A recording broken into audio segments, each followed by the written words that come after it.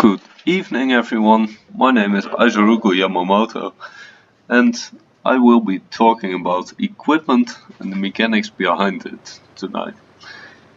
In my previous videos I have elaborated on the importance of equipment, on how you can best use it, and I've also stressed that I think it's nice to have advanced equipment, or at least upgraded equipment.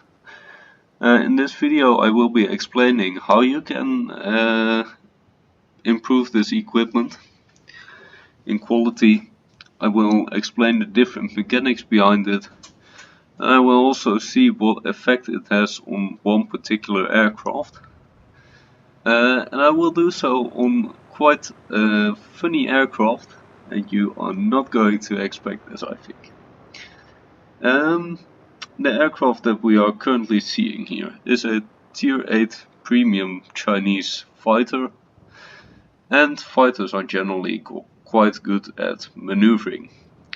So I've got some equipment sitting here, a sight which causes the guns to fire more accurately, and two pieces of equipment, a wing frame and an engine, to actually improve the maneuverability of this aircraft. In addition, I've got a pilot which focuses on maneuverability and actually basically fighter type battle characteristics of the aircraft.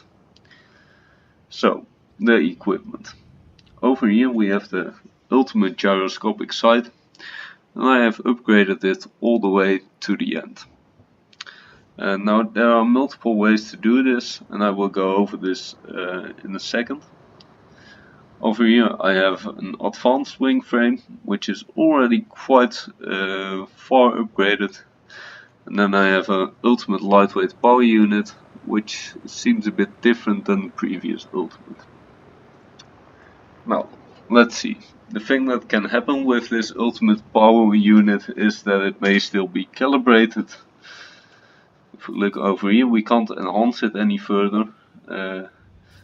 Enhancement is basically when I select this slot, I throw in a new engine. You can use enhance, and that improves the quality of the piece of equipment. What happens then is that the bonuses increase. Also the trade-off increases, so you actually get a bit more of the negative side, and you gain one bonus effect per level. So let's see what happens. Okay, we got the bonus effect. Now we can calibrate it, or we can enhance it again. And if we enhance it again, we see that we have an option of 3 different bonus effects now. And again we get one new bonus effect, and again some more positive characteristics and some more of the trade-off. So that's how enhancement works. Calibration. When we calibrate, we basically increase the trade-off, and depending on the level the cost rises. And yeah, this is good to mention. I am currently using a contributor account, so this is not my own account, and that explains why all of these numbers are so incredibly high. And this is basically just to play around with for me. And if you do this, you can see that, for instance, in this case, in this case only the trade-off declines, so that's good and we like that. And if we do it again, we can see, okay, let's take a look. Now the positive side increases, whereas the trade-off becomes a bit strong. But we like the positive side, so let's take that one as well. And now it's got a level of 410, while we started at 400. Okay. Now in order to get to the maximum level of 478, there are 2 main routes. The first is that you take a piece of equipment, you calibrate it, each time that you've enhanced it. And when you've calibrated it to its maximum level, so basically you can already calibrate a piece of equipment that has been upgraded once, enhanced once, and you can calibrate it all the way to the maximum level that it can be calibrated to. And I did that with this piece. So let's take a look. And it's currently sitting really close to the maximum level for advanced. And you can see that the costs here are, well, pretty low, and if we calibrate it once more, it will probably end up at 368. Yeah, we can see that the trade-off again declines. Nice. And we're going to take this. Now we can only enhance it again, and I'm actually going to do so. We can see that the technological level will end up at 438. Now that's pretty good, and it really is pretty good. We got another bonus effect, of course, because we enhanced. Now if we look at calibrations, the cost of calibrating has actually gone up with materials and credits. And we should calibrate again to get to the 478, and that may take a while. I'm not going to do so right now. Right now I'm going to focus on something else. Being. Once you have these pieces of equipment, there's actually something that you can still change, which is the bonus effects that you get. And if we look for instance at this one, and you do that by clicking reassemble, so right click the piece of equipment and then click reassemble. And if you hover over the question mark here, you can see all the 6 effects that you could possibly have gotten. And when you click reassemble now, and I'll just do so, you can actually get any of those 6. And it's no longer bound to be one of each category, or that it must be at least one from the light blue ones, one from the purple ones, and one from the orange ones if you're lucky.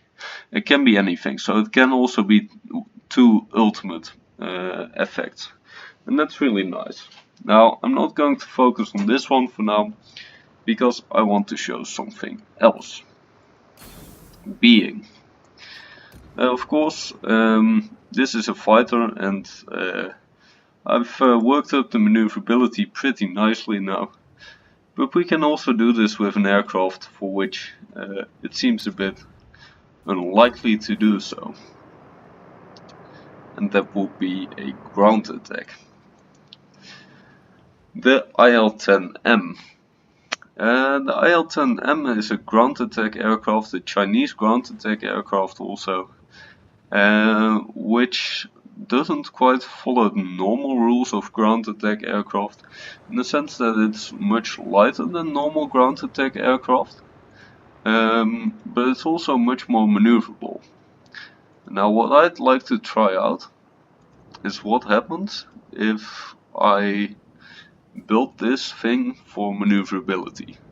So I mount all of the maneuverability equipment from the aircraft that we just discussed, and just place it over using tokens. I can do so because I have an infinite, well, near infinite stock of tokens on this account. And in addition I place in my fighter pilot. Now we can see, I think we should be able to see it in a minute. This account is pretty slow because it has so many aircraft in there.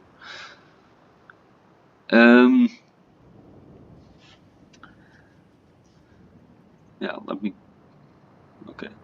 The maneuverability is really going up, so it's got a rating of 50, which is basically equal to an unupgraded JL-1A37, which is the fighter that we just discussed. Now I'm going to quickly enhance the hard points on this thing, which is basically reload for the armament of this thing, and that's really useful on ground attack aircraft, so we're going to make it a bit of a proper ground attack as well.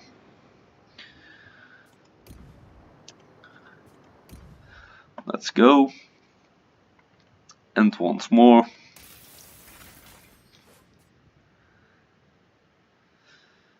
Yeah, and that's the reload speed. Okay, nice. I like the reload speed, but what I'd also like to see is, and what I do now is that I click one of the skills that I like, and I can keep it during the reassembling. And if you like 2, then you can keep 2, but it costs more tokens.